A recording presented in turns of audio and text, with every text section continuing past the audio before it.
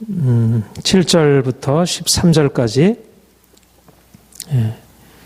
측량할 수 없는 15강 측량할 수 없는 그리스도의 풍성함에 대해서 함께 상고하겠습니다. 모든 성도 중에 지극히 작은 자보다 더 작은 나에게 이 은혜를 주신 것은 측량할 수 없는 그리스도의 풍성함을 이방인에게 전하게 하시고, 바울이 복음의 일꾼 되어서 이제 이방인의 사도가 되어서 그가 많은 이방인들에게 복음을 전하고 교회를 세우고, 그래서 그를 통해서 하나님의 위대한 역사가 크게 나타나게 되었고, 그래서 그런데 하나님이 바울에게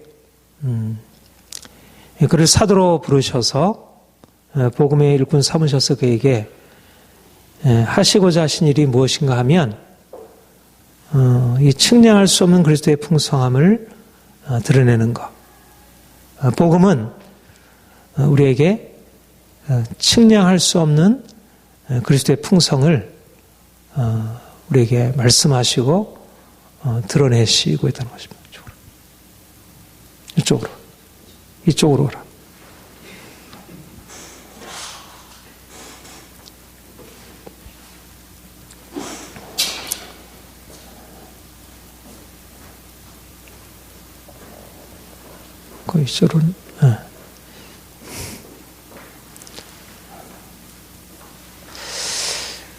그리스도, 우리가 이제 복음을 듣고 배우고, 이제 그 복음 안에 감춰 있는 그 비밀을 날마다 새롭게 이제 깨닫고 발견하고, 그러니까 하나님이 사도 바울을 비롯해서 사도들에게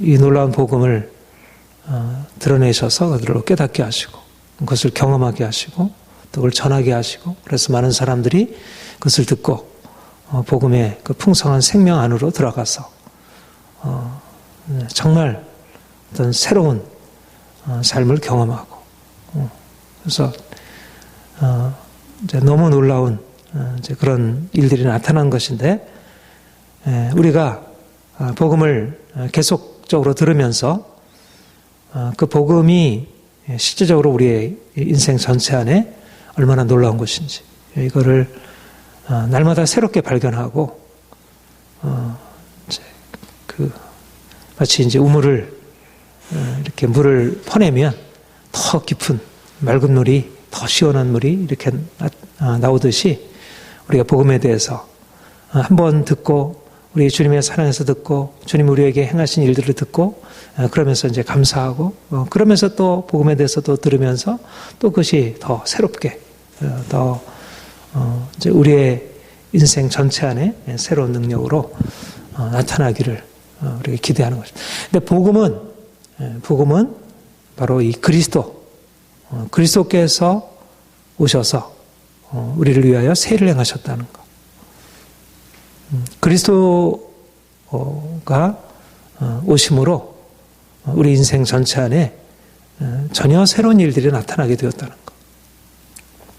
그리스도 오시기 전에 우리 인생과 그리스도 오신 이후에 우리 인생이 달라지게 되었고, 그거는 역사적으로도 그렇고 우리 개인적인 삶에서도 그렇고, 이전에는 우리가 죄 아래 있었고, 이전에는 우리가 율법의 저주 아래 있었고, 이전에는 우리가 하나님의 진노 아래 있었고, 우리가 절망하고 두려워하고, 그것이 우리 인생이었는데, 이제 그리스도께서 오셔서 우리의 모든 죄를 담당하셨고, 우리를 저주해서 속량하셨고, 하나님의 진노가 떠나게 되었고, 이제 하나님의 사랑이 우리에게 부어진 바 되어 우리 하나님을 우리 아빠 아버지라 부르게 되고, 그가 우리를 주에서 속량하셔서 새로운 인생, 깨끗하고 거룩한 인생으로 살게 하신 것.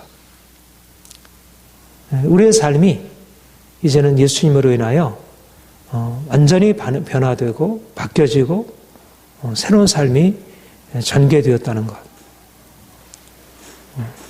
복음이 이 사실을 말씀하고 있고 이 복음의 사실을 듣고 거기에 믿음으로 반응하는 자들에게 실제적으로 그런 것이 역사적인 사실로 경험되어지고 말하자면 구원이 실제적으로 내가 밥을 먹고 힘을 내고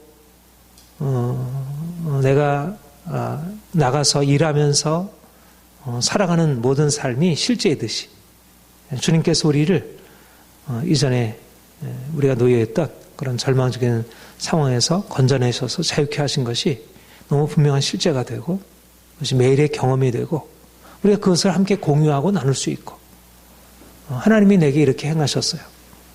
나를 이렇게 고쳐주셨어요. 내가 이전에는 이렇게 병든 삶이었고 내가 이전에는 이렇게 절망스럽고 내 인생에 의미가 없었는데 주님이 내게 놀라운 일을 행하셨어요. 우리의 삶이 하나님이 새롭게 행하신 우리의 이전에는 전혀 생각하지도 못했던 그런 일들을 하나님이 행하셨다는 그런 고백이 그러니까 이것이 바로 사도 바울이 복음을 전할 때 성도들에게 일어난 사실들이고 바로 지금도 이제 이 복음을 증거할 때 실제적으로 이러한 역사가 죄로 인해서 죽음 가운데 있고 절망 가운데 있던 자들이 절망에서 죽음에서 건짐을 받고 인생에 참된 평안을 얻고 자유함을 얻고 기뻐하고 즐거워하고 이제는 나는 자유다. 이제는 내 인생이 더 이상 절망적이지 않아. 나는 이제는 더 이상 고통이 아니야. 내 인생은 이제 앞으로 정말 광활한 대지를 향해서 뻗어갈 수 있어.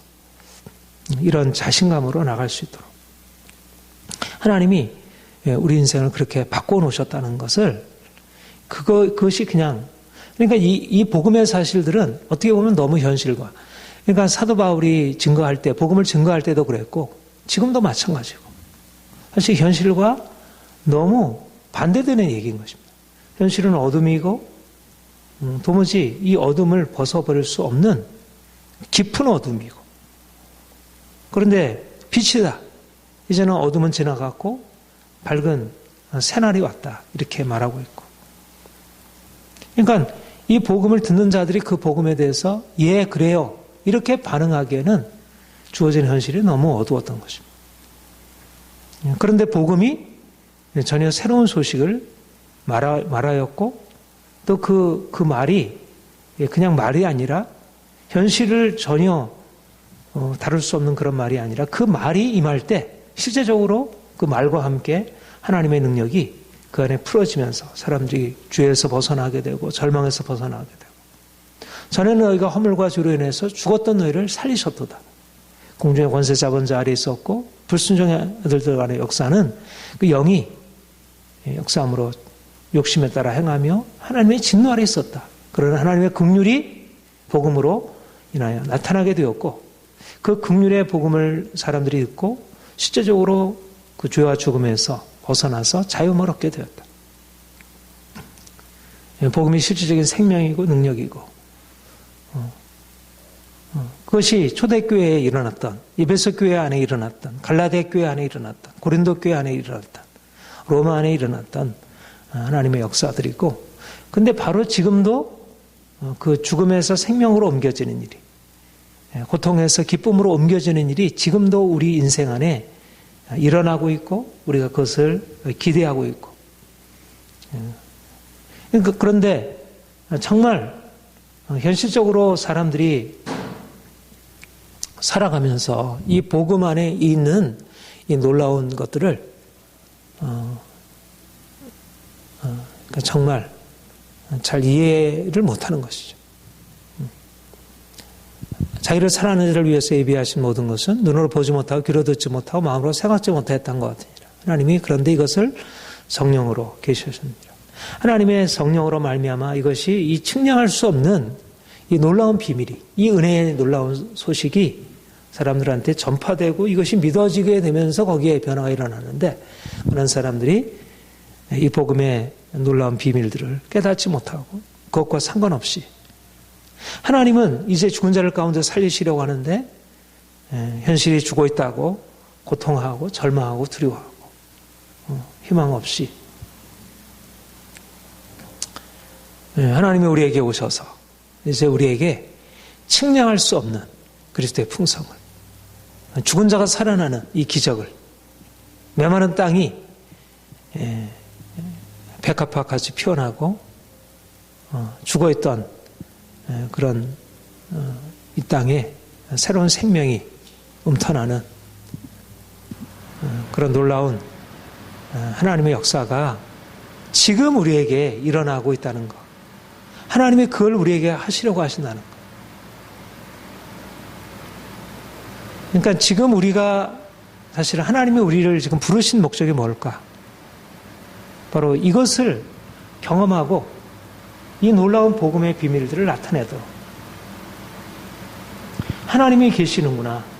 예수님이 죽은 자 가운데서 살아나셨구나. 십자가로 말미암아 모든 죄와 저주가 이미 속량되고 끝난 것이구나.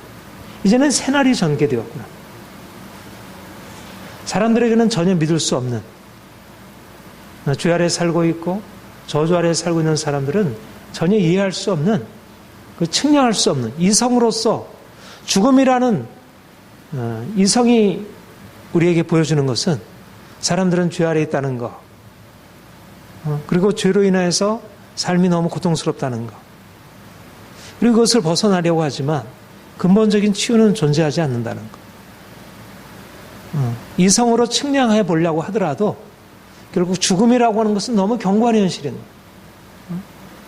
결국은 인생의 모든 것들은 다 끝나고 사라진다는 것을 우리의 경험이 우리의 이성이 해명하지 못하고 우리의 상상력으로도 뭐 그렇게 꿈을 꾸지만 그것을 지속적으로 그렇게 꿈을 꾸고 거기에 근거해서 앞으로 나아가기 어려운 거예요. 우리의 상상력은 이미 죽음에 이미 오염되어 있고 설사 그것을 가진다 할지라도 그것이 현실적으로 우리의 삶을 그렇게 타개할 수 있는 능력이 존재하지 않습니다.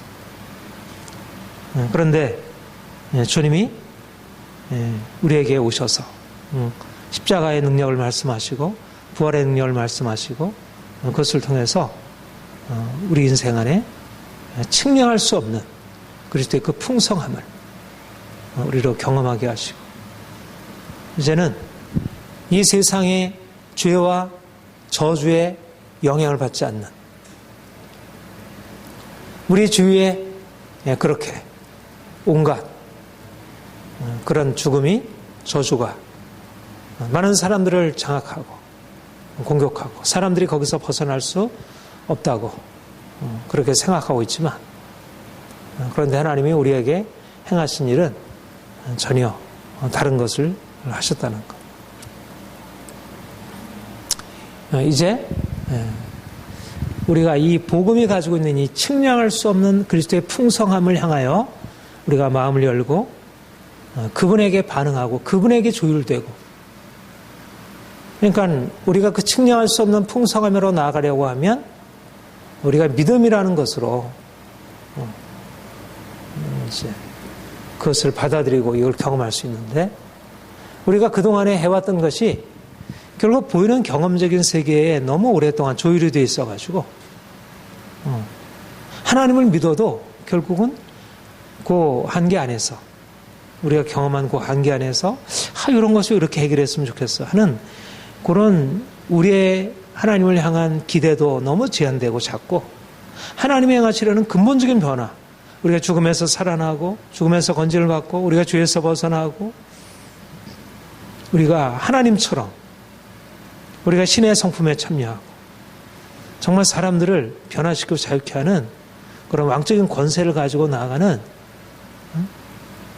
그런 하나님의 비전, 우리를 향하신 하나님의 비전을 우리가 담지 못하는 거예요. 우리는 결국은 우리가 예수를 믿어서 경험한 걸 가지고 이게 나야. 그리고 거기다 약간 올려가지고 또 하지. 그러니까 우리는 너무 경험에 충실하게 우리 자신에 충실하게 해서 나아가는 것을 안전하다 생각하지 뭔가 이것을 넘어서서 하나님이 우리를 위해서 말씀하시는 이 크고 놀라운 하나님의 아들들로 그의 왕적인 영광에 우리를 참여케 하시는, 그리고 이미 우리로 그것을 물론 장차 나타날 그 왕적인 영광에 완전하게 우리에게 이르게 되는 건 아니지만 여기서부터 이미 뭔가 다른 씨앗을 가지고 있는 것이, 우리는 다르게 아직 아니지만 아직 아니라 할지라도 이미 우리 안에는 생각하는 그 폭이 다르고 질이 다르고 차원이 달라야 되는데, 근데 여전히 우리의 생각의 폭이 너무 이전의 경험에 이어 있고 너무 다른 사람들과 유사하고, 그러니까 자꾸 이렇게 교절하다 보면 사람들에게 영향을 받아서 뭔가 거기에 영향을 미치려고 하다 보니까 나도 그 비슷하게 되어야 그쪽이 변화가 되니까 나타나는 결과를 보자고 하면 자꾸 그 영향 아래 자꾸 들어가는 거죠. 그래서 사실 우리 지난 주일날 말씀 본문대로 그 세례 요한이 하나님을 섬기는 자이지만, 그러나 그가 하나님을 섬기는 것은 하나님이 영원전부터 감추었던 그 비밀을 나타내 주시려는 그런 차원의 그 온전한 자유와 그 평화, 그 영광과 그 기쁨의 차원으로 들어가는 게 아니라, 하나님을 섬기지만 하나님은 저 위에 계시고 나는 이 밑에 있어서 늘 뭔가 부족하고 채워지지 않는, 하나님을 섬겨도 세상 사람들이 누리는 것에서 그렇게 크게 새롭지 못한, 그런데 우리에게 주님이 오셔서 말씀하시고 행하시는 것은 측량할 수 없는 그리스도의 풍성함을, 눈으로 보지 못하고 귀로 듣지 못하고 마음으로 생각지 못하는 우리 이성적인 차원을 완전히 뒤집어 엎는, 죽은 자가 살아나는, 그러니까 병든 자가 고침을 받고 암이 낫고 하는 이 정도의 차원이 아니라 죽은 자가 살아나는, 도무지 그건 해결할 수 없는 상황을 주께서 바꿔가시는 그런 역사를 우리에게 말씀하시고 있고, 우리로 하여금 계속 그 비밀의 영광 안으로 우리를 초대하시고 이끌도록. 그러니까 우리는 뭔가 하나님이 우리에게 구원을 베푸셨어요. 그래서 우리 기적적인 변화가 일어나. 그러면 사실 우리가 절망적인 상황에서 일어나서 뭔가 이렇게 해결되고 나면 그 해결 자체는 기적적이지만 나타난 것은 우리에게 자연적이고 좋은 것은. 그러면 자연적이고 좋은 여기에 머물려고 하지, 하나님의 이 기적을 베푸시는 역사에 대한 그 기대는 또 별로 갖지 않는 거예요. 그러니까 우리가 은혜를 경험해도 또다시 처음에 그 절망적인 상황에서 하나님을 이렇게 간절히 찾고 나아가서 얻은 그 놀라운 차원, 측량할 수 없는 하나님의 능력, 그 기적적인 은혜로 깊이 들어가지 못하는 것. 그러니까는 우리는 늘 하나님께서 우리에게 행하실 때 그 나타난 결과, 그 열매들보다 그 열매를 산출하신 하나님의 능력, 거기에 초점을 맞춰야 하고, 그러니까 항상 측량할 수 없는 그 하나님의 기적적인 능력에 우리가 열려져 있어야 하고, 그 현실을 그렇게 늘 바라봐야 하고. 그러니까 우리는 그러니까 자연적인 우리의 삶의 방식과 영적인 삶의 방식이 다른 것은, 자연적인 삶의 방식은 뭔가 이게 삶의 위기가 오면 이게 또 어떻게 될까? 그래서 그거를 뭔가 또 좀 그런 위험이 없도록 우리가 안전장치를 취하는 거, 이렇게 생각을 하지, 정말 이게 위기 상황으로 더 깊이 들어가고 그런 문제를 담대하게 믿음으로 또 선포하고 대결하고 이러지 못하는 거예요. 그러니까 측량할 수 없는 그리스도의 풍성함 안으로 들어가려면 이제 우리는 측량할 수 없는 그 그리스도의 풍성함이라고 하는 우리의 이성적인 생각, 우리가 자꾸 계산하고 측량해서 뭔가 하나님의 역사를 경험하려고 하는 우리의 이전의 사고를 내려놓고 전혀 다른 패러다임, 우리 옛부대를 이제 버리고 우리의 이성적인 생각과 우리의 이제까지 익숙한 경험적인 것을 내려놓고 이제 오직 믿음으로 결단하고 하나님의 행하시는 것을 인정하고 계속해서 새로운 것을 기대하고 하나님의 기적을 기대하고 우리 한계가 부딪힐 때 오히려 오히려 감사하고, 더 기대하고. 그러니까 우리는 이 패러다임이 바뀌어져야 하는 것입니다. 인생의 패러다임. 우리의 이성적인 것, 우리의 이성도 사용하고 우리의 경험도 다 사용하지만, 그러나 우리의 이성이나 경험이 하나님의 능력이라는 우리의 이성과 모든 경험을 완전히 초월하시는 그 하나님의 능력이라는 그것을 담을 수 있는 그 믿음이라는 새로운 패러다임으로 들어가서 우리가 살아가야지. 그래야지 그 측량할 수 없는 그리스도의 풍성이 우리에게 경험되고 날마다 우리 안에 생수가 솟지. 결국 생수가 솟았는데 나온 그 물 조금 이렇게 또 그걸 가지고 기뻐하다가 또 어느 날 비워서 또 그러면 또 하나님 앞에 하는 주세요. 그러니까 늘 현실적인 것은 이러저러하게 또 체험을 받지만 실제적으로 계속해서 그 생수의 근원이신 주님과의 그 교제, 그런 말미암는 우리의 삶에 날마다 기적적인 역사들. 그러니까 보통 하나님께서 구원을 베푸시고 이렇게 기적을 나타내시면 처음에는 그런 기적이 경험이 되고 막 사람들이 거기에 기뻐해요. 거기에 반응해요. 근데 시간이 지나고 나면 그것에 나타난 결과에 머물지 그 근원은 또 놓쳐버리는 거예요. 그러니까 초대교회도 그랬고 종교개혁 이후에도 그렇고 얼마나 하나님의 계시적인 그것이 부어져서 사람들이 그 안에서 기뻐했지만 그러나 시간이 지나면서 그 측량할 수 없는 그 비밀보다 그것으로 인해서 경험되어진 삶에서의 이런 편안함과 이런 즐거움에 거기에 머물게 되고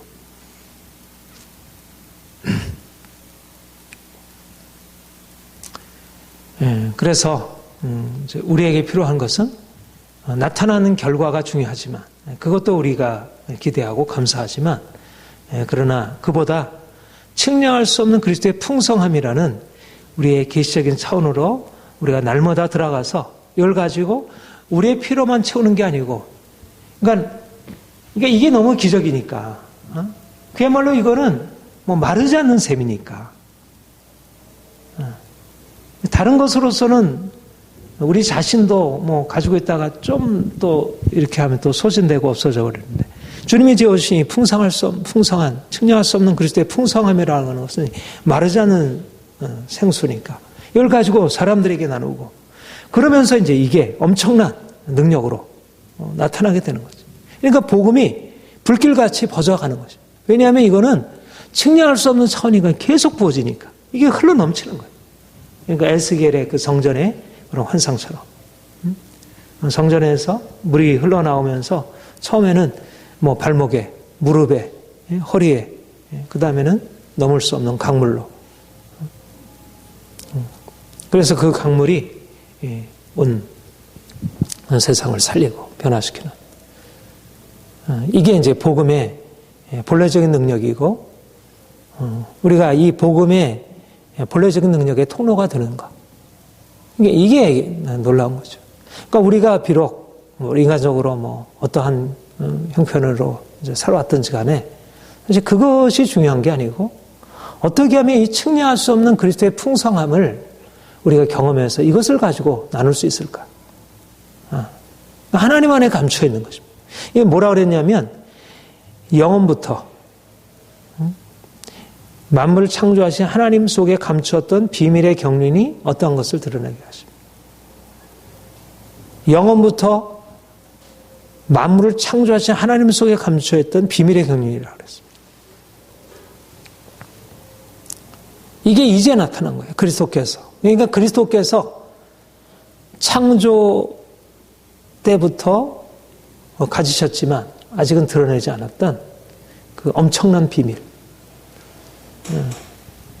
우리에게 하나님의 생명, 그 영원한 생명에 참여케 하셔서 영원히 즐거워하고 영원히 기뻐하고 더 이상 죽음도 없고 사망이 없는 그런 완전한 생명을 피조물들에게 나누시고 온 우주가 하나님의 영광으로 빛나게 되는 이 엄청난 이 영광의 비전, 이 하나님 나라의 비전, 새하늘과 새 땅의 이 놀라운 비전을 하나님이 창조 때 그것을 가지고 이 세상을 창조. 그러니까 하나님이 이 세상을 창조하실 때 하나님의 창조의 목적은 이 세상이 아니고 이제 그리스도께서 오셔서 나타내실 영원한 하나님의 나라, 그 영원한 생명으로 빛나는 죽음도 없고 이 세상은 결국 죄와 죽음으로 인해서 폐기되어질 세상으로 본래부터 떠나면 하나님의 이 세상이 아니라 영원한 하나님 안에 가지셨던 그 비전, 영광스러운 교회, 또 교회로서 나타날 만물의 구속의 비전. 그러니까 온 땅과 온 하늘이 기다리고 소망하는, 결국 세상은 죄 아래에 있어서 저주 아래에 있어서 이것은 더 이상 여기 안에는 궁극적인 희망. 그러니까 사람들은 이거밖에 안 보이니까. 사실 현실 속에서 사람들이 삶을 아무리 아름답게 하고 뭐 정치를 변화시키고 뭔가 사회를 바꾸려고 한다 하더라도 그들이 보여지는 것 속에서 그들이 가지고 있는 비전이라는 것은 극히 어두울 수밖에 없는 것이죠. 이미 이거는 죄 아래에 있음이 분명하고 또 하나님의 계획도 이 세상을 궁극적으로 불로 심판하셔서 끝낼 것으로 말씀하고 있고. 그러니까 세상은 그 경로로 가고 있는 거예요. 세상이 아무리 뭐 과학기술 발전해서 좋아진다 할지라도 이 세상이 궁극적으로 이 세상이 유토피아가 형성되어서 사람들이 정말 살기 좋은 나라가 되리라. 그렇게 기대할 수 없는 거예요. 이거는 뭐 정치를 잘못해서도 아니고 뭐 사람이 나빠서 돈 가지고 있는 사람들이 뭐 어떤 탐욕이나 물론 다 그런 것이 원인이 되지만 그러나 궁극적으로 하나님의 계획 안에 하나님의 뜻 안에서 이루어지는 거예요. 그러니까 하나님의 계획을 바라보지 못하게 될 때 사실은 이 세상에 대해서 낙관적으로 생각하기도 어렵고 아무리 세상에서 변화를 꿈꾼다 하더라도 그것은 제한될 수밖에 없는 것이죠. 그런데 하나님이 영원부터 만물을 창조하신 하나님 안에 감췄던 이 비밀, 이 놀라운 구속의 비밀, 그리스도 안에서 죄와 죽음이 정복되고 하나님의 자녀들이 나타나고 그들이 왕 같은 제사장들로 그들이 일어나서 세상의 모든 어둠의 세력들, 어둠의 영들을 파하고 사람들을 죄와 죽음에서 건져내는 이 엄청난 비전. 전혀 생각지 못한 사람들이 일어나서 세상을 밝히고 변화시킨다는 이 비전.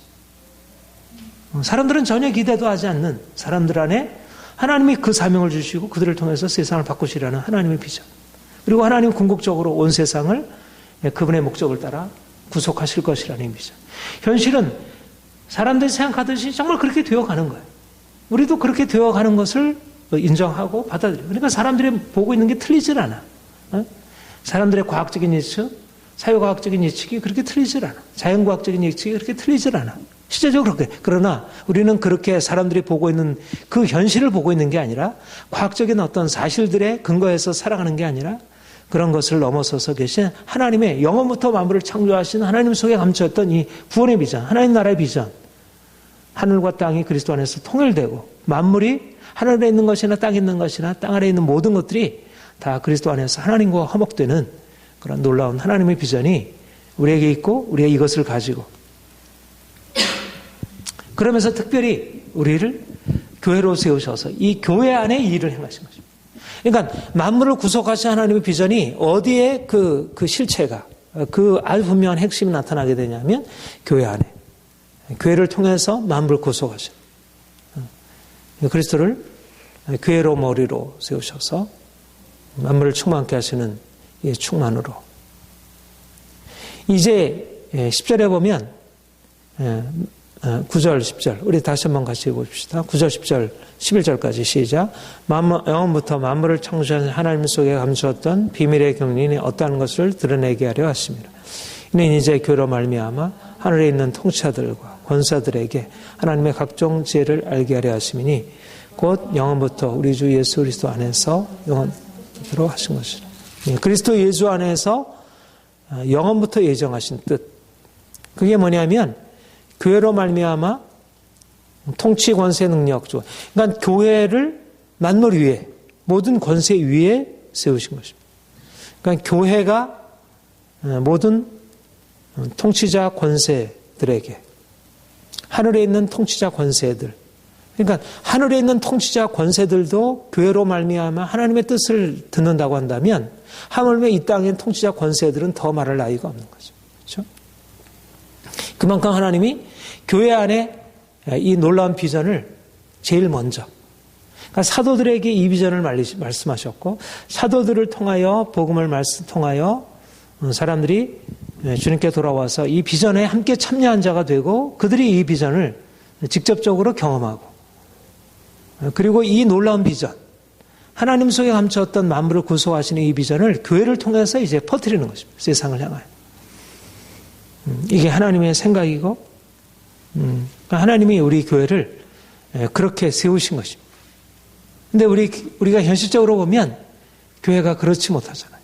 우리 교회도 그렇고 우리 많은 교회가 그리스도에 몸된 교회가 이 영광을 알지 못하고 자신 안에 주어져 있는 이 엄청난 것들을 제대로 사용하고 있지만 왜냐하면 그리스도 안에 감춰 있는 이 측량할 수 없는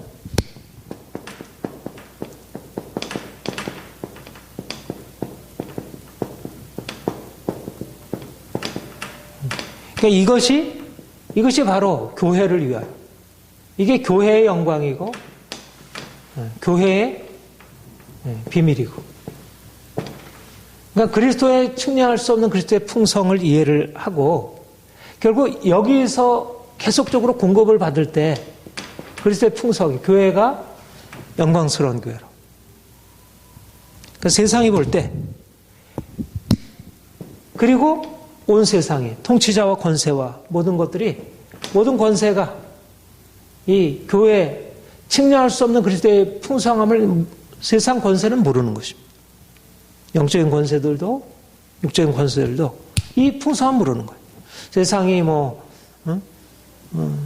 좀 더 살기가 좋아지고 정의로워지고 세상이 좀 더 아름다워지는 것에 대해서 생각을 갖지만 그러나 하나님의 이 엄청난 비전, 하늘에 속한 이 비전은 세상에 가려져 있고 먼저 교회 안에 이 비밀을 계시하신 것입니다. 그리고 이 비밀이 측량할 수 없는 그 비밀이 여기 안에 경험됩니다. 그리고 부분적으로 세상을 향하여 흘러가게 되고 하나님이 우리를 이 영광을 위하여 부르셨고 이것을 누리라 말씀하시고 또 우리 교회가 이런 놀라운 비밀 안으로 들어가야 이제 세상을 향하여 정말 무엇인가를 이제 줄 수 있는 것이죠. 하나님이 우리를 그렇게 사용하시려고 하십니다. 우리 본문은 그 7절, 8절 우리 같이 한번 읽어봅시다. 시작. 이 복음을 위하여 그의 능력이 역사하시는 대로 내게 주신 하나님의 은혜의 선물을 따라 내가 일꾼이 되었노라. 모든 성도 중에 지극히 작은 자보다 더 작은 나에게 이 은혜를 주신 것은 측량할 수 없는 그리스도의 풍성함을 이방인에게 정하시오. 하나님이 이 놀라운 풍성함을 이방인에게 교회를 유대인과 이방인이 연합하여 함께 지체가 되고 함께 약속에 참여하는 자가 되어 그리스도의 몸을 이루어 영광스러운 교회를 이루도록 하나님이 그렇게 뜻하셨고 그 계획을 이루시기 위해서 바울을 택하시고 그에게 계시를 주시고 그에게 복음을 주셔서 그로 하여금 이제 하나님의 놀라운 역사가 실제적으로 교회 안에 경험되도록 행하신 것입니다. 다메섹에서 주님께서 이제 그에게 나타나셔서 이 엄청난 사실을 직접적으로 보이시고 또 말씀하시고 실제적으로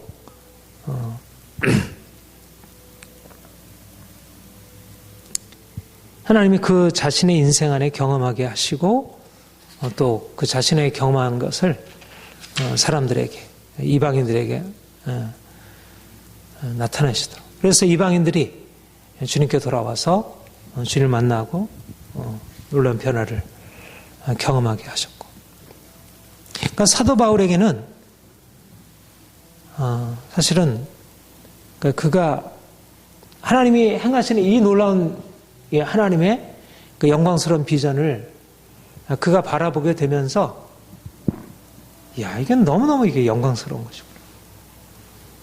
그러니까 이 복음 안에 얼마나 놀라운 것을 하나님이 감춰주셨는지 이 구원의 영광이 얼마나 놀라운 것인지를 알게 될 때 자신이 복음을 위하여 부름받았다는 것이 이게 얼마나 엄청난 영광인지 복음을 위해서 산다는 게 얼마나 놀라운 영광인지 고린도후서 3장에 보면 율법의 직분과 복음의 직분을, 예언의 직분과 새언약의 직분을 비교하면서 예언의 직분의 영광은 지나가는 영광이고 없어질 영광이고 새언약의 직분의 영광은 없어지지 아니하는 영광. 이전에 모세의 직분도 영광이 있었지만 자신의 직분은 더욱더 영광이 넘치리라, 그렇게 고백을 하고 있어요. 그 영광은 다른 데서 오는 것이 아니라 바로 이 복음이 가지고 있는 그 영광, 복음을 통해서 나타나게 되는 교회의 영광, 하나님 나라의 이 엄청난 영광, 세상의 어떤 것과 비교할 수 없는 그 엄청난 영광을 그가 알고, 그러니까 모세가 하나님의 영광으로 그렇게 사역자로 부름받아서 그 귀한 사역을, 출애굽 사건, 엄청난 사건이잖아요. 하나님의. 그런데 출애굽 사건은 사람들을 죄와 죽음에서 건져내는 그런 일은 아니죠. 그런데 하나님이 복음 사역자들에게, 복음의 일꾼들에게 맡기신 것은 예수님이 죽은 자 가운데 살아나셨다, 예수님이 십자가를 지심으로 그를 믿는 자에게 죄 용서가 되고 저주에서 해방된다. 그러니까 이거는 사람들을 저주에서, 영원한 죽음에서, 심판에서, 죄에서 완전히 자유케 하는, 그리고 하나님의 영광에 참여케 하는, 피조물이 하나님의 영광에 참여케 하는 이 엄청난 영광을 말씀하고 실제적으로 그 일들이 일어나도록 하는 것입니다. 성령께서 그 복음 안에 역사하시면서 그 복음을 듣는 자들 안에 실제적으로 죄에서, 죽음에서 건져나서 전혀 새로운 삶을 살아가게 되는. 그러니까 하나님이 자신에게 맡기신 그러니까 바울이 있고 2장까지 내가 간단하게 복음을 기록한 것을 너희가 이것을 읽으면 깨달을 수 있으리라. 그 간단한 복음의 요약을 1, 2절하게 하면서 하나님이 이러한 사람들을 죄와 죽음에서 건져내는 이 엄청난 역사를 바로 내게 알리셔서, 이 비밀을 내게 알리셔서, 이게 비밀이었다는 거예요. 아무에게나 알린 게 아니라, 이전에 다른 세대의 아들들에게는 이것을 알게 하지 않으셨는데 이제 예수께서 십자가 부활로 구원을 이루시고 성령으로 말미암아 이 그리스도의 십자가 부활로 일어난 일들이 얼마나 놀라운 것인지를 내게 알리셔서 나로 말미암아 이것이 전해지게 하시고, 그리고 이 복음을 듣고 반응하는 사람들에게 이 실제적으로 이 놀라운 영광이, 이 엄청난 생명의 역사가, 이 부활의 역사가 동일하게 나타나게 되었다. 하나님이 내게 이 은혜를 주신 것은 너무나 귀한 일이지 않을 수 없다. 우리는 뭐 사도 바울과 같은 이런 뭐 복음의 계시를 직접 받은 자들이 아니고, 뭐 그런 교회의 기초를 놓은 사람들은 아니지만, 적어도 우리가 복음 사역을 통해서 우리가 구원받고, 또 부분적으로 복음 사역에 함께 참여한 자가 되어, 이제 하나님이 내게 말씀하시고 허락하셨던 그런 죄에서 벗어나고, 저주에서 벗어나고, 그런 하나님의 나라를 경험하는 것들을 다른 사람에 알리고 전하는 일들을 맡기시고 우리에게 그를 허락하신다는 거예요. 너무너무 그러니까 바울같이는 아니지만 그렇게 그와 같은 영광은 아닐지라도 적어도 그 영광에 함께 참여하는 자가 된 것입니다. 우리가 복음의 일꾼이라는, 우리가 복음을 전해서 다른 사람을 이 생명으로, 이 영원한 생명으로, 저 저주에서 하나님의 영원한 축복으로, 이 영원한 기쁨으로, 이 새 포도주를 맛보게 하는 일에 우리가 함께 수종들게 되었다는 것. 그러니까 우리가 먼저 복음을 깨닫고 복음 안에서 이 놀라운 비전을 발견하고, 또 실제적으로 그 복음이 우리의 삶에 실제적으로 적용이 되어서 우리의 인생을 근본적으로 바꾸고, 그래서 우리 안에 일어난 그 변화를 가지고 이제 사람들에 나가서 사람들에게 동일한 생명의 역사를 일으키는 것. 그러니까 우리에게 일어난 변화도 너무 놀라운 것이고 너무나 감격적이고 우리가 감사하고, 이건 또 이게 뭐 과거에 한번 일어난 일을 가지고 그냥 계속 우려먹는 게 아니고 계속적으로 새롭게, 지금 그 복음의 능력이 우리에게 새롭게 역사해서 우리가 저주에서, 우리가 고통에서, 우리가 절망에서, 우리가 어둠에서 벗어나고, 우리가 날마다 그 측량할 수 없는 그리스도의 풍성 안으로 좀 더 자유케 되고 좀 더 우리 안에 평화가 견고해지고 우리가 주님의 그 사랑으로 사람들을 사랑하고 섬기고 우리가 이제까지 경험하지 못했던 놀라운 변화 역사가 생명 역사가 우리 안에 계속이 되면서 이제 이걸 이제 하나님 우리에게 주신 것을 가지고 이제 나눠주고 사람들을 섬기는 자로 이제는 우리가 죄 가운데 있어서 하나님의 은혜에서 구원을 받은 자 되었다면 이제는 하나님이 우리를 통해서 구원의 날이라 이제는 선포하는 자로 세우시고 이제는 다른 사람을 향하여 그렇게 들어가는 것입니다. 그래서 우리에게 주신 구원의 은혜 또 우리가 다른 사람을 섬기는 이런 사역적인 비전. 근데 참 우리가 복음을 가지고 나아가려고 할 때 사실은 현실이라는 게 그렇게 만만치가 않은 거예요. 우리 자신도 이 구원의 은혜 안으로 들어와서 사역해 되는 게 이게 뭐 그렇게 쉬운 과정이 아니었고 정말 많은 싸움, 죽음의 과정을 동반했듯이 너무너무 메마른 거예요. 그리고 사람들이 다 너무나 이렇게 당연하게 여기고 있는 것은 정말 죄의 세력이고 죽음의 세력이지 여기서 뭔가 변화가 일어나는 기대가 없는 거예요. 너무 메마른 거. 여기서 무슨 사막과 같은 이 땅에서 어떻게 꽃이 피고 어떻게 숲이 형성이 되고 거기에 새가 노래하는 그러한 생명의 땅이 될 수 있을까? 도무지 그것은 기대할 수 없는. 그러니까 우리가 이 복음을 가지고 사람들한테 나가서 예수님이 죽은 자 가운데 살아나셨어요. 이게 공허한 말인 거예요. 공허한 말인 거예요. 뭐 무슨 백신이 발견돼가지고 이거 뭐 고칠 수 있어요. 이 말은 굉장히 설득력. 과연 그 암이 날 수 있어 하고 그럴 수 있어. 여기 대해서는 사람들이 반응하지만 죽은 자 가운데 살아났고 당신의 그런 중옥 같은 이런 절망적인 상황에서 나올 수 있어요. 이 말은 공허한 말인 거예요. 그거는 현실의 어떤 상황에서 주어질 수 있는 그런 비전과 희망이 아닌 거예요. 복음이 말하는 것은 너무 비현실적인 것이고 근데 하나님이 우리에게 하나님 안에 감춰 있고 아니 구약의 선지자들도 제대로 알지 못했고 경험하지 못했던 그리고 이제 그리스도로 말미암아 비로소 사도들을 통하여 비로소 나타나기 시작했던 이 복음 안에서 이 생명의 비전 그리스도의 이 풍성함이라는 이 엄청난 비전을 하나님 우리로 경험하게 하시고 맛보게 하시고 이제는 이걸 가지고 사람들에게 나가서 이걸 가지고 전하고 그 사람들에게 이 안으로 불러들이라. 그러니까 사람들에게 복음을 전한다는 것은 단지 뭐 예수 믿고 그냥 천국 가세요가 아니고 그 천국이 바로 여기에 임하여 있다. 당신의 삶이 이제는 지옥과 같은 당신의 삶이 천국으로 변할 것이다.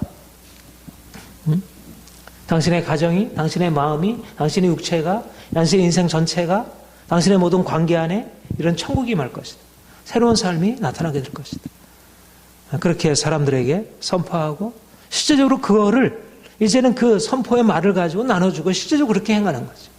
하나님이 내 안에 죽은 자 같은 나를 살리셔서 생명의 삶을 살게 하시고 정말 얽매였던 율법 아래 얽매였고 살던 나를 살리셔서 그렇게 행하셨듯이 내가 가난한 자를 자유케 하고 가난한 자에게 복음을 눈먼 자에게 다시 보게 함을 눌린 자를 자유케 하고 포로된 자를 자유케 하고 은혜를 선포하고 예수님이 이 땅에 오셔서 행하셨던 그 자유케 하는 역사 변화 역사를 사람들에게 보여주고 나눠주고 실제적으로 그 일들을 행하도록 우리로 하여금 이제는 그 사명 맡기셔서 이 사명을 가지고 들어갑니다. 그러니까 현실로 보면 전혀 말도 안 되는 미련한 것이고 죽은 자가 살아난다는 말도 안 돼. 그런 어떤 허황된 꿈 말고 좀 더 현실적으로 구체적으로 행하는 것들을 그런 것을 가지고 해야 좀 우리 수질에 맞춰서 해야 그 목표가 그래도 달성. 너무 허황된 꿈을 가지고 가면 아예 시간만 허비하지. 그건 쓸모없는 일이야. 그러니까 사람들이 다 복음의 비전도 다 낮춰버린 거예요. 하나님께서 행하신 기적적인 변화의 비전을 이제는 뭐 심리학, 뭐 경영학 이런 차원에서 다 낮춰버리고 뭐 교회가 성장하고 심령들이 변화되고 사람들이 변화하는 것을 주께서 우리에게 행하시겠다는 그 부활의 비전, 그 생명의 비전이 아니고 제한된. 네. 그러니까 핵심이 뭐냐면 그리스도의 은혜의 풍성함이 이 메마른 땅에 여기는 지금 메마른 땅인데 메마른 광야인데 사막과 같고 광야이고 이거는 그러니까 불모의 땅인데 죽음이고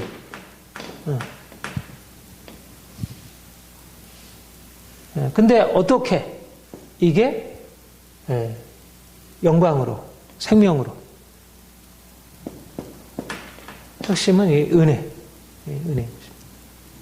측량할 수 없는 풍성함이라는 게, 그러니까 은혜라는 거는 죽음에서 생명으로. 그러니까 도무지 이거를 우리 편에서 할 수 없는 것이. 이게 변화가 안 된다는 사람들의 생각은, 그거는 너무 자연스럽고 너무 이성적인 판단, 현실적인 판단인 거죠. 죽음은 죽음인 거지. 죽음이 어떻게 바뀌어? 사막이 어떻게? 아니, 조금 이렇게 그래도 광야가 좀 바뀌는, 사막이 강이 흐르고. 그런데, 이 비밀, 이 은혜라는 이 비밀. 죽은 자가 살아나는, 도무지 인간적으로 행할 수 없는 일을 하나님이 하셨다는 이 비밀. 하나님이라는 새로운 변수, 사람들에게는 알려지지 않은 이 비밀이라는 새로운 변수가 주어지게 될 때, 현실이 이렇게 메마른데 풍성함으로 바꿀 수 있구나. 이 은혜라는 것이 현실을 다르게 보게 하고, 현실에 들어가서 이제 사람들과 이제 씨름을 하는 거죠. 그러니까 우리는 은혜라는 것을 가지고 해야지, 이성이라는 그런 잣대를 가지고 현실을 측정하고 그것을 뭔가 바꿔보려고 하면 늘 부족하고 늘 씨름하고 싸울 수밖에 없고. 그래서 그렇게 얘기를 하죠. 이 복음을 위하여 그 능력이 역사하는 대로, 그 능력이 역사하는 대로 내게 주신 하나님의 은혜의 선물을 따라. 구원이 은혜이고, 사역자로서 그 구원의 그 풍성한 은혜, 그리고 그 구원의 풍성한 은혜를 전하도록 하는 하나님의 은혜. 그 은혜가 측량할 수 없는 그것은 은혜라는 것을 매개로 해서 주어지는 것이지, 이 값을 지불하고 살 수 있는 게 아닌 거예요. 우리가 값을 지불하고 살 수 있는 것은 극히 제한되고, 진짜 정말 값진 것은 값을 지불할 수 없는 것들입니다. 주님이 우리에게 주신 것이 그러하고, 우리가 경험하는 것들이 그러하고. 그래서 더 이상 우리가, 그러니까 현실로 들어가서 우리가 복음을 전하고 뭔가 현실을 향하여 우리가 정말 이 하나님의 나라가 이 땅 가운데 임하고, 많은 사람들의 삶 가운데, 가정 안에, 그들의 어떤 얽매였던 모든 관계 안에 이런 변화가 일어나기를 바라보고 복음을 전하는 건 이제 그런 기대를 가지고 전하는 거죠. 그런데 그런 기대를 가지고 우리가 복음을 전하려면 하나님의 은혜가 내게 경험해. 그러니까 복음 사역자는 다른 사람들보다 뭐가 다른 사람이냐면 은혜로서 충만한 사람들, 은혜. 그래서 사도 바울이 나의 나된 것은 하나님의 은혜로라. 내가 다른 사들보다 더 많이 수고했지만 내가 아니요 하나님의 은혜로라. 그가 은혜로 구원받았고, 그가 하나님의 나라를 위하여 정말 애쓰고 힘쓰고 수고하고 행할 때 그에게 끊임없이 공급되는 것은 은혜였던 것이고, 은혜를 따라서 내가 하나님의 능력으로, 그러니까 지속적으로, 그러니까 우리가 구원의 풍성함으로 계속 나아가려면 내가 아니고 하나님의 은혜라는 사실이 내게 철저하게 경험되어야 하고, 또 내가 계속해서 더 깊은 하나님의, 이제 나만 살리는 것이 아니라 다른 사람을 살리는 더 큰 생명의 역사가 필요하잖아요. 그러니까 더 큰 생명의 역사로 들어가려면 더 큰 은혜, 지극히 크신 은혜의 풍성함을 내가 경험하고, 그 은혜의 그 풍성함을 내가 알아야, 그래야 내가 그 그리스도의 측량할 수 있는 풍성함을 가지고 다른 사람을 섬기고 축복할 수 있는 거예요. 그러니까 사람들 안에 있는 그 절망적인 상황 앞에 내가 놀라거나 두려워하거나 들어 물러서지 않고, 은혜, 이게 은혜가 필요한 상황이구나. 그리스도의 풍성함에 측량할 수 있는, 이거는 수억을 빚졌다 하더라도 내 자산이 수천억이면 이게 수억이 아무것도 아니잖아요. 내가 수백 수천 가지고 있어서 수억을 내가 빚진 상황에서는 이거는 산더미와 같은 것인데 도무지 안 되는 거지. 사람들이 가지고 있는 그 절망적인 상황에 대해서 우리가 가지고 있는 걸 가지고 뭔가 섬기려고 하면 그거는 우리로서 이거는 우리의 역량을 벗어난 거야. 이건 안 되는 일이야. 근데 우리가 가지고 있는 것을 우리가 가지고 있는 자산에 근거해서 가지고 사람들을 섬기려는 게 아니라 하나님의 측량할 수 없는 그리스도의 그 풍성함이라는 자산을 가지고 값없이 나눠주는, 그러니까 아무리 뭐 절망적인 상황을 보더라도 우리 자신을 보면 이거는 안 되는 상황이지만 그런데 그것을 우리가 믿음의 눈으로 바라보면서 하나님이 하셨고 하나님이 내게 하셨고 하나님이 이걸 통해 나를 통해서 하나님이 하실 것이고 내가 하는 게 아니고 하나님이 하실 것이고 그러면 우리가 복음을 전하는 자로서 담대하게 나아가는 거죠. 어떤 상황이든지 이것이 바로 기본적으로 복음 사역에 있어서 복음의 은혜를 경험하는 것, 내가 하나님이 주신 은혜로 말미암아 내 인생의 근본적인 변화를 경험하는, 그리고 지속적으로 그 하나님의 은혜가 내 삶에 계속해서 나타나서 결국 내가 이 상황을 작게 여기는 거지. 은혜라고 하는 것을 가지고 있게 되면 이게 보이는 게 아니라 하나님이 나를 위해서 베푸시는 게 보이게 되고, 그러니까 더 힘있게 아무리 절망적인 상황이 와도 문제가 와도 그래서 이 하나님이 이 은혜를 경험하기 위해서 우리가 누구에게 은혜가 주었어요? 하나님이 교만한 자는 대적하시고 겸손한 자에게 은혜를 베푸시죠. 내가 아무것도 아닌 자라고 여겨야 그때 은혜가 주어져요. 내가 무엇을 가지고 있으면 은혜를 의지하지 않게 되고 나의 지식, 내가 가지고 있는 자원을 가지고 행하게 된다. 내가 아무것도 아님을 알게 될 때 하나님의 은혜구나. 그러니까 오히려 아무것도 아닌 자가 풍성하게 경험하는 거죠. 메마른 것을 이거를 비옥한 것으로 바꿀 수 있는 사람은 누구냐면 무엇인가를 가지고 있는 사람이 아니고 아무것도 없는 자, 아무것도 없다고 스스로 느끼면서 측량할 수 없는 그리스도의 풍성함에 자기를 기대는 자가 그 은혜 안으로 들어가서, 그러니까 사역자의 조건은 뭘 가지고 있는 것이 아니라 오히려 가지고 있는 것을 비워서 오직 하나님이 내게 베푸신 은혜로 한다는 사실을 아는 것, 그게 사역자의 조건이라 할 수 있어요. 그러니까 여기서 뭐라고 해요? 모든 성도 중에 지극히 작은 자보다 더 작은 나에게 이 은혜를, 작은 나에게 이 은혜를 주셨다는 것은 이거는 나에게도 이런 은혜를 주셨다는 게 아니고 오히려 사도 바울이 모든 성도보다 지극히 작은 자라는 그러한 겸손함, 깨어짐이 있었기 때문에 이 측량할 수 없는 그리스도의 풍성함을 담을 수 있었던 거죠. 측량할 수 없는 그리스도의 풍성함은 내가 광야를 통하여 내가 절망하고 내가 낮아지고 내가 비워지고 은혜가 있구나.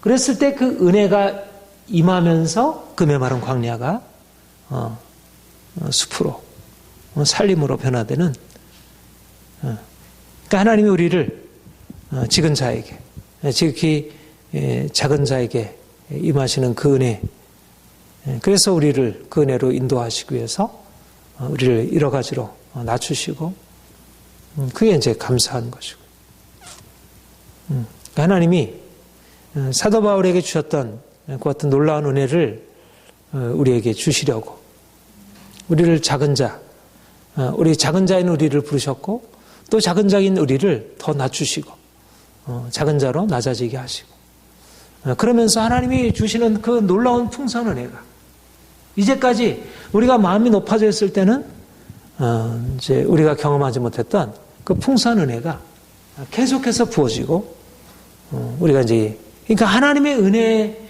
우리가 가지고 있었던 우리의 자원 가지고 하던 것에서 이제는 내가 비워진 상황에서 하나님의 은혜가 내가 임하여 그 하나님이 직접 행하시는, 내게 행하시고 나를 통해서 많은 사람들에게, 그러니까 뭐 삶이 점점 더 뻗어가는 거죠. 그러니까 내가 뭔가를 행해도 내 편에서 행하게 되면 내가 이렇게까지 하다가 큰일 당하지 않을까 이런 두려움이 올 수 있는데, 오히려 내가 하는 게 아니라 하나님이 행하신다면 내가 행하는 것을 넘어서 행하면서도 하나님이 이 정도가 아니야, 하나님이 더 크신 분이니까 더 큰일을 하실 거야, 그러면서 더 큰 비전을 가지고 나갈 수 있는.